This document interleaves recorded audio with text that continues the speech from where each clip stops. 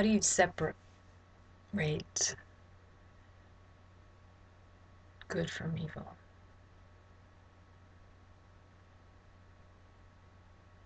How do you separate love from hate? How do you separate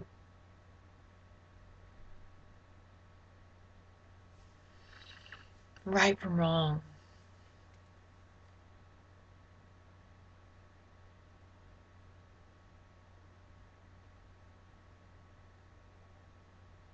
How do you separate you from me?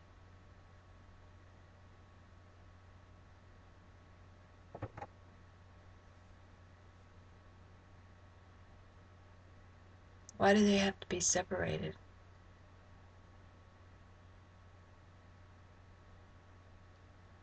Look at right from wrong.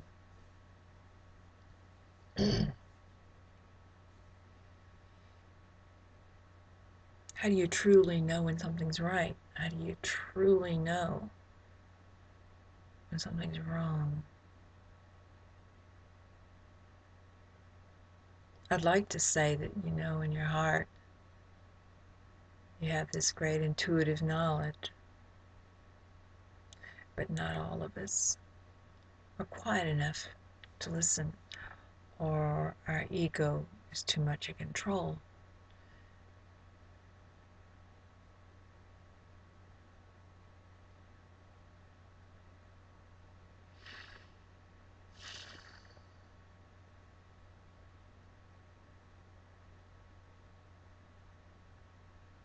How do you separate good and bad? Let's look at that a minute. You say something's bad, but if you learn from it, you get a great lesson. You contemplate it and try to figure out why it happened, and it shows you a lot you need to learn about yourself and to better yourself. How is it wrong? How is it bad?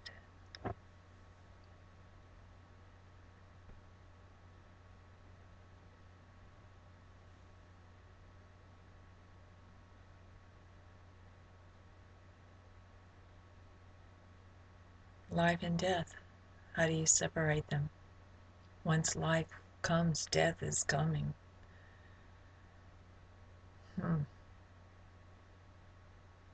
But can't you also say,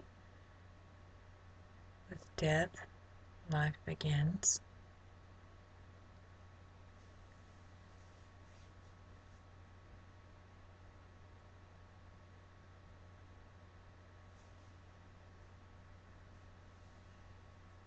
Nothing's wasted. It all comes to a purpose somewhere, somehow. Even if this food spoils and it doesn't get eaten, something eats it, even if it's just bacteria. Nothing's wasted. Nothing's lost. Even science has proven that once matter has appeared, it's not going to disappear. It may blow up to a gazillion pieces back down to the chemical state, but it still is. It makes you think you won't always be. Why do we limit ourselves to the thought that we have to always be this? That only brings fear.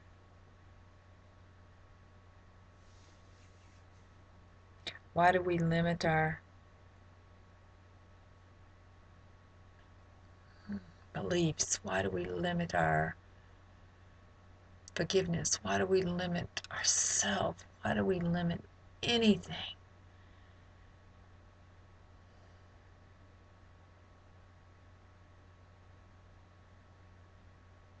This is a boundless universe that continues to grow. You think you're any different? Would you be here if the universe wasn't here first? No, you wouldn't have a universe to dwell in.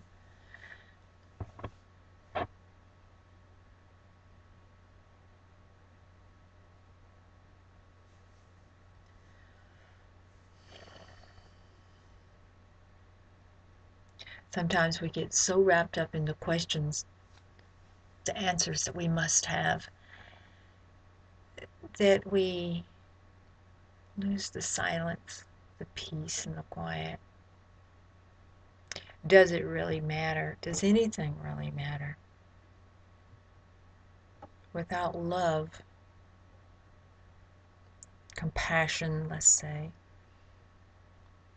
without joy, what would there be?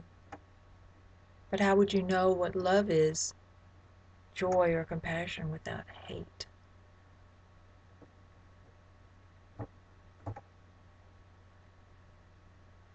Sorrow, pain.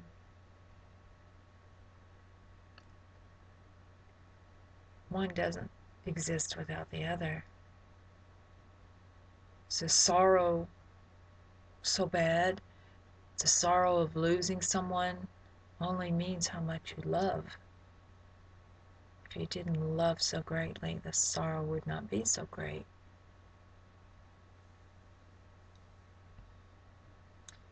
So perhaps instead of limiting ourselves to just having everything la-la and good,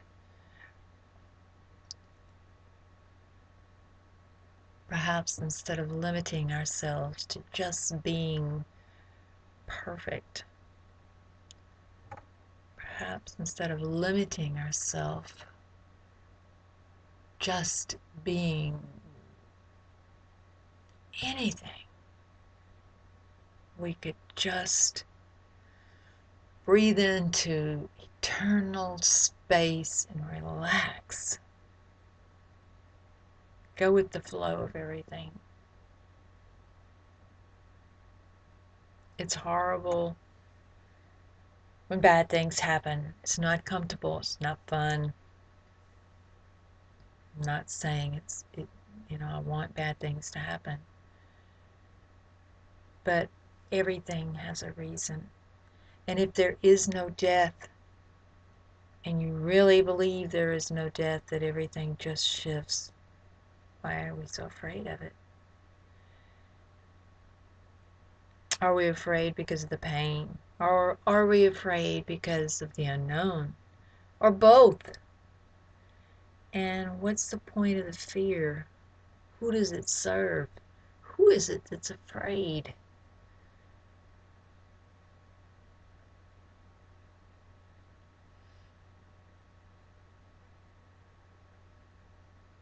If you know that you are eternal and you're still afraid of death, perhaps you don't believe you're eternal. Perhaps you really don't know you're eternal. You just logically think because of explanations you've been given.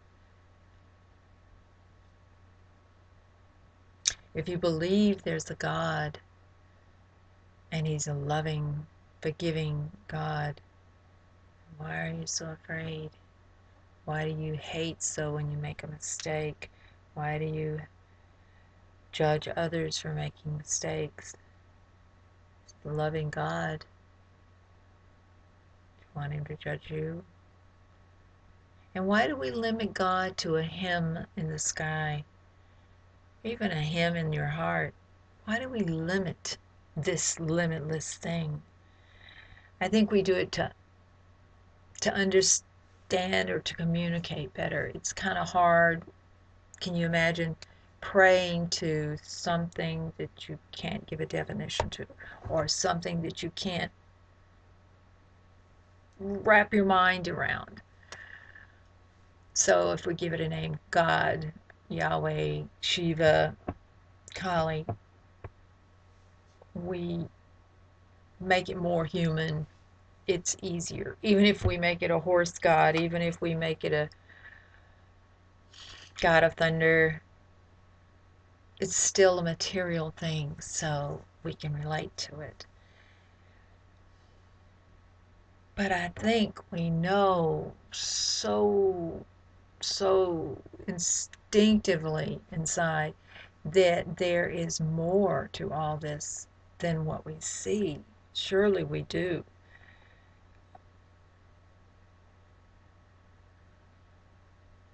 And yet we still want to limit ourselves. We still want to limit what has brought all this about into a box, a category, a name.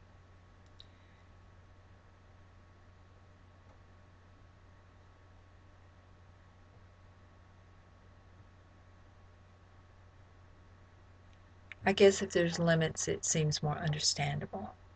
I mean, if you're going to pray for help, who are you going to pray to? If if it's not someone out there, who am I praying to? Why is it so difficult for us to simply call out for change, call out for betterment, call out for purity, call out for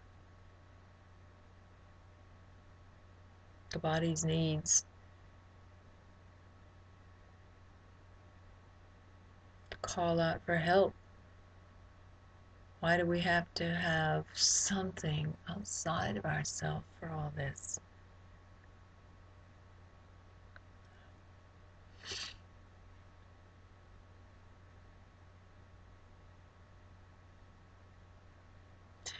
Have you ever heard that still voice inside of you that talks to you, especially in a stressful time? Say you're in danger and something says, um, move away quickly, or it's not even like it says it, you hear this, move away as you're moving, or you get these words just come up in the mind and tell you just the perfect way to do something that you've been fighting with to figure out for years. But you've gotten quiet and suddenly that's it. It's brilliant. I could have never thought of that.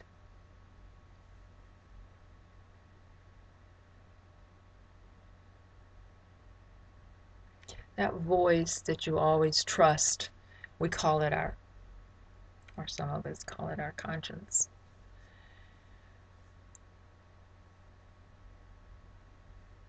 Mm. That voice that always tells us the right thing to do, and we argue with and make excuses so we can do what we want to do. Some people call it the heart. Some people call it the spirit, the higher self. It's all the same.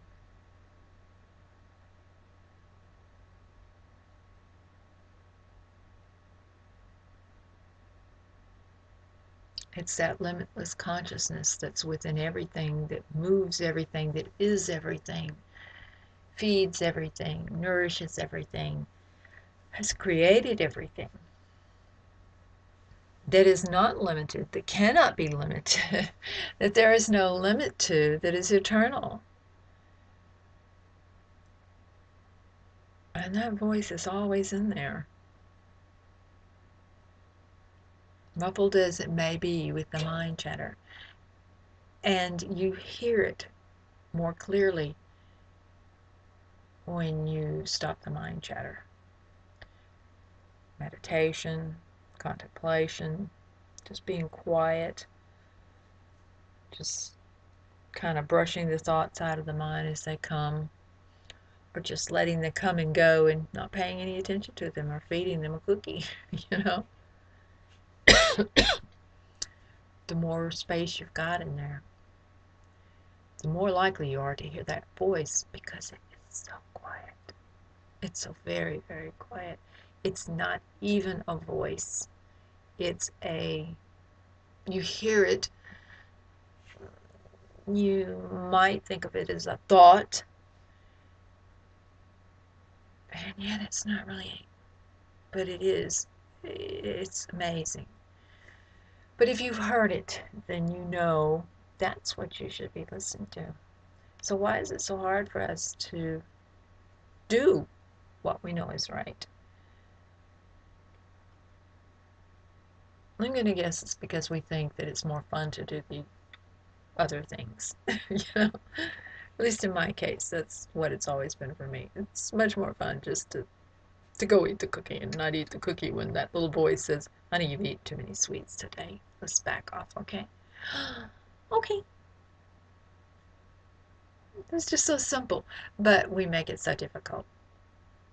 And that's when we need to realize that those other little voices that are coming in making the excuses, those are the ones don't listen to because they're just excuses to do what you want. We don't do anything without the excuses. Before you do something wrong, if you backtrack your thoughts, it's full of excuses and reasons. You start digging up reasons why they were mean to me. So, you know, I'm just not going to help them at all. And when your mind's doing that, you're listening to your mind. You're not listening to your heart. Because your heart would say, they're in pain.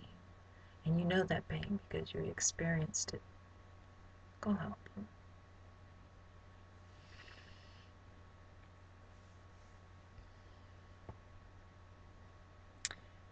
Stop limiting yourself.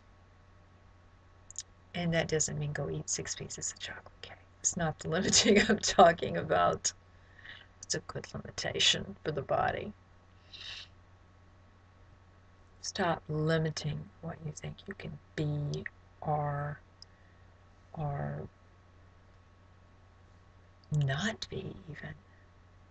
I can't meditate. I just can't meditate. That's just the mind talking. Anybody can meditate. But there's a million ways to meditate. You just can't meditate. Do walking meditation. Sit a little while when you feel like you can't sit any longer. Sit a little bit longer so that you train yourself to sit a little longer. And then get up and walk about calmly, not speaking. Then sit down. Sit a little longer when the mind says I can't sit any longer. Sit a little longer. And then calmly get up and walk about.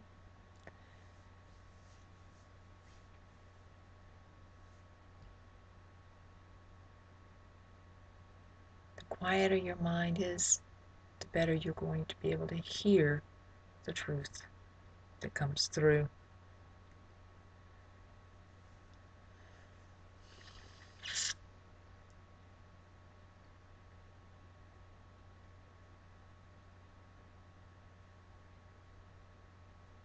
If you have any questions, if this raises some thoughts and you want to talk about it, feel free. Drop a note. We'll chat about it. Just might be I've had an experience that might help you relate. And I'm sure your experience will help me as well. I look forward to talking to you. Namaste. Have a good morning or evening, whatever it may be. See the beauty in all things and rest in the true self. Love to all. You are love itself, its limitless self.